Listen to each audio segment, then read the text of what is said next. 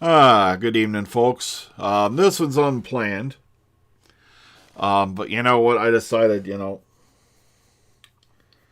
I wanted to just speak out a little bit tonight. I should be getting ready for the weekend Zoom call.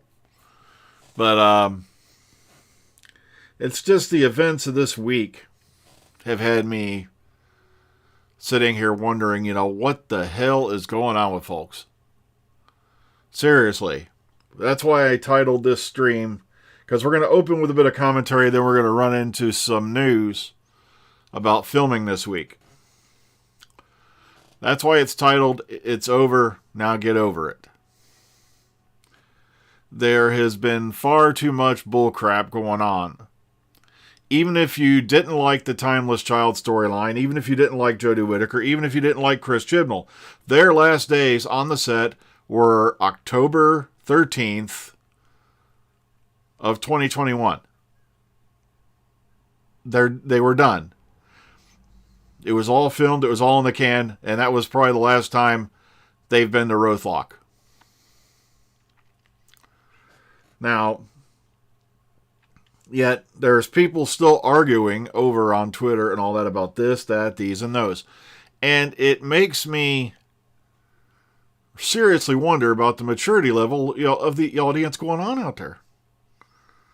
This is the 21st century. You'd think we'd be a little more open-minded. You'd think we'd be a little more, free thinkers than we were before. Now, don't worry, I'm not going to drag this on forever. I just wanted to address this. If you go back in the comments over this last week, like I said, I saw somebody. Now, they're claiming this person was berating them. I do not know if that's even true, because these days, if you try to tell someone the truth, they'll jump up and down, scream you are berating and lecturing them. So I have no idea, because I'm not going to scroll back to the rest of that conversation. I didn't name any names when I talked about this, yet some of the people felt it necessary to come over here and throw fits in the comment box. Matter of fact, if you read back over the last couple days, you're going to show when one of them finally showed their true colors and went off on Jodie Whittaker. It's called, a lot of people, not a majority, as they keep saying. And when somebody's not in the majorities when they're sitting there telling people that they are. We don't have to do that. The numbers spoke for themselves. And I love how they ran scurrying back to the rat holes when I proved to them that what I said is true. They threw a screaming fit.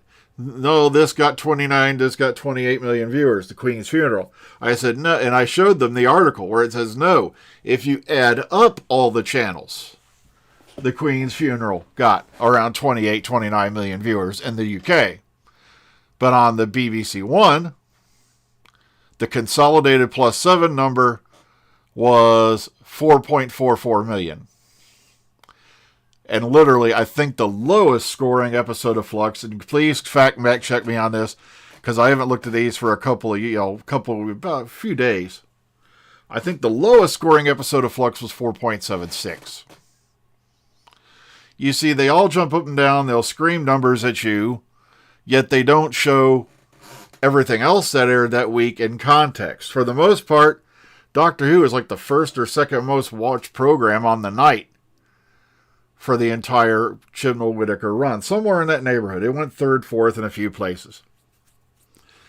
But the point is, numbers are down on the BBC One channel across the board. The only programs that are really showing high numbers are live programming, or what do you call them damn things? Reality television. I don't like to call it reality television. Because it's really a bunch of people acting like it's reality, but I'm not kidding. Go look at some of the reality programs out there. You'll be amazed. Like certain, certain programs, you'll be amazed how many of them are already members of the Actors Guild before they even got called up as contestants or appearances in said shows. I think Operation Repo was one of them. But it got better, because the other day I saw this comment about somebody once again praising Jodie and the Chibnall era, and somebody immediately has to harp on it. And I've had this happen to me repeatedly in other areas. I'll post a picture of Jodie Whittaker, and next thing you know, everybody and their grandma has to harp on it because they know they lost. It's not even really a competition. If you don't like something, tune it out. Matter of fact, it was well advertised that the centenary special was going to be the end of Jodie's run. All you have to do is say, okay, I'm not watching it, turn off the TV, and walk away. Yeah, the spoilers are coming, okay? I put that up as a warning because we're going to go into some stuff here in a minute. But I just wanted to say this off the bat. It's over. You're getting what you want. You're getting your RTD back. You're getting David Tennant back. You're getting a brand new Doctor who is male. Even though it's very controversial, the fact that they picked a man with facial hair. I'm sorry, I don't like to refer people by color anymore. Because I agree with Morgan Freeman. Maybe if we stop doing that, we can get rid of this garbage that we call, I hate even using it to describe someone.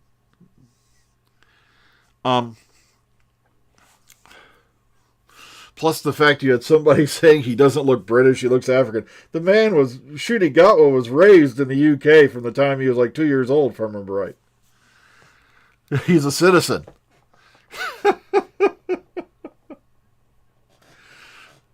But once again, yeah, she was not a bad doctor. But like I said, same thing with Colin Baker. He wasn't a bad doctor either, and people did eventually got over it. Plus, when he did Big Finish, damn. Yeah, I know. I try not to count, the War Doctor, because that was kind of a one-off. But at the same time, it was John Hurt. And John Hurt was an amazing, brilliant actor. I loved everything he was in. Hell, the other day I was watching History of the World Part 1, and it had completely slipped my mind that John Hurt was playing Jesus. So when I saw that, I'm like, well, there's a story the War Doctor doesn't like to talk about. Exactly. It's already done. It's like, why are they complaining? It's over. It's done. The Timeless Child story arc is probably not going to be picked up again. It's done. It's over. Quit harping on people because they want to praise Whittaker, Chibnall, or any of that. Like I said, none of the other previous showrunners had the balls to go to 1950s America. I thought that was something I would never see in Doctor Who, ever. And this guy did. No other showrunner, except for the guy who invented the show, Sidney, who suggested it, has had the balls to put a woman in the lead role. And you got to reward that. Everybody bitches they want something different, and when you give them something different, they complain. But okay, let's get to the stuff we're seeing the spoiler warning about, because I know I'm preaching to the choir here. We have some very intelligent viewers here. Also, I want to remind all of you to please like, subscribe, share what you can. I do not pay for, publicity. And yes, there are ads on these videos and such like that. But like I said, it's just there, like I said, to help keep the lights on a bit. Maybe, like I said, maybe see $100 every couple months, if that. But I want to spread the word. I want, maybe, just maybe, if we can, open our audience up a little bit, we can get common sense back into the... Oh, yeah, you're right, Joe Martin. Forgive me forgetting. Well, Valyard's a slippery slope. Let's get to the stuff I put the spoiler warning up about. All right, I've been meandering on a little too long. Okay, let's get to it. If I remember what folder to open. All right. Okay, it's now confirmed. Yeah, this guy is Aneurin Barnard. And of course, I'm in the wrong order. Okay. Big news. Anita Dobson and Michelle Greenidge will join the next series. They've both been spotted on set. These two ladies here.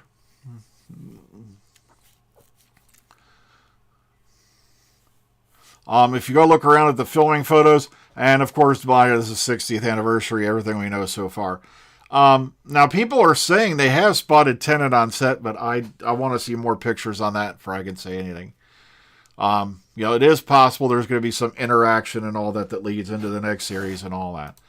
Okay, first look, Millie Gibson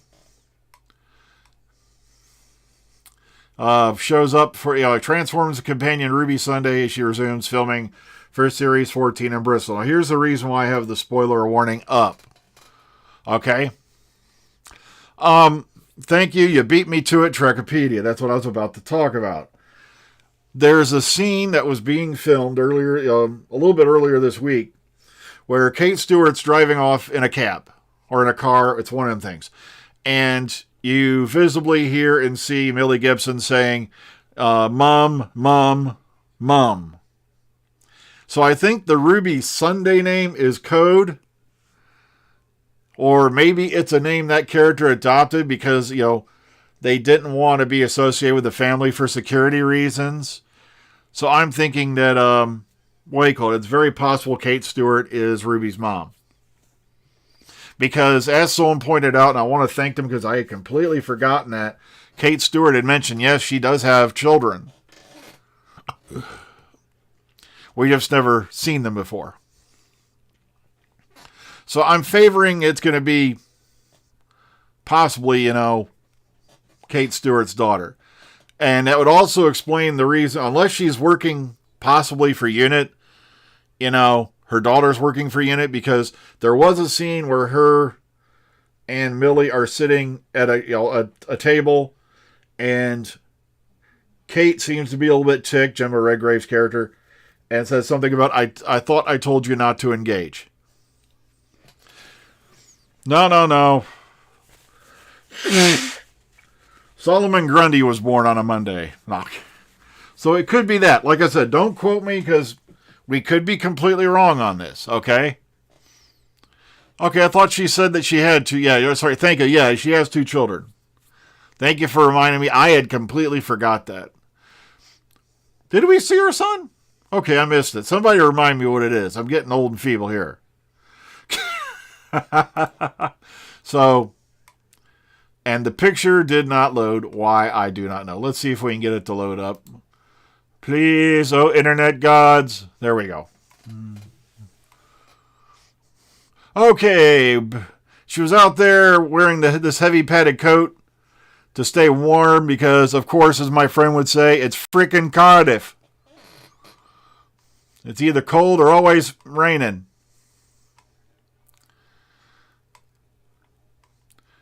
Of course, disregard this background. RTD's already confirmed this background was thrown in to cover something spoilery.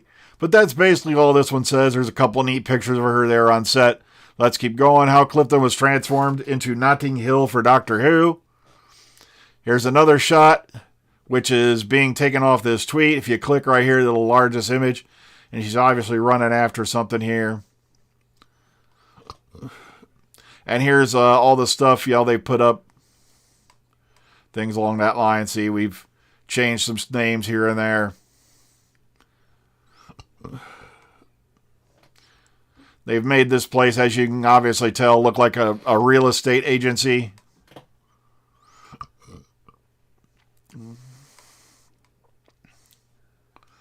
And this is First Steps Architecture, which was another fictional business created. And this is the sign they put up there you just saw for Ruin Street, which is in the Notting Hill area of London. So this is how they do this nifty little thing right here. Look at this, how cool that is. The simple tricks of turning a location in the middle of nowhere into somewhere, into whatever where. Okay, not into underwear. All right, film crews and stars spotted in Bristol. There's a guy setting up the lighting gear. And of course, once again, that's the photos there of Anita, Dobson, and Michelle Greenidge. And I could have swore, and this is basically a lot of the same stuff, but we got to see the lighting crew. I thought there was some more on this one. But this is from Bristol Live. Okay, and Aneurin Barnard was filming, at Cardiff City Stadium. Somebody managed to get in there. Naughty. And this, that's right. This fella actually met him. I saw this photo earlier this week. Of course, he'll be called a dirty, low-down stalker because he goes to set. And this actress, as I told you before, is a mystery. She keeps showing up every damn where. Nobody's exactly sure who this character is, but I'm sure it will be interesting. And sure enough, go, internet, go. I'm going to have to sacrifice a chicken. Somebody, run the KFC. Okay,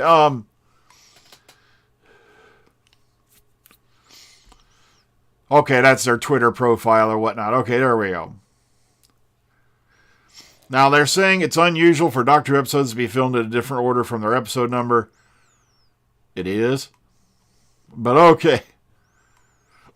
But at the same time, we could tell they were shooting around the fact that, Shooty hadn't been there quite yet.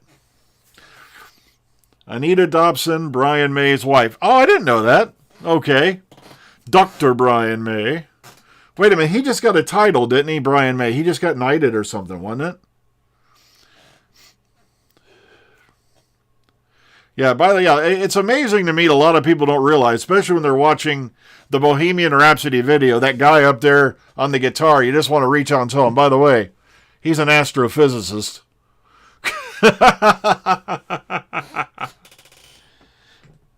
So, yeah, I'll be shutting this off myself in a few minutes. I just wanted to, yes, all right, that's right. I thought he had just gotten, I knew he had gotten a title. So, Sir Dr. Brian May.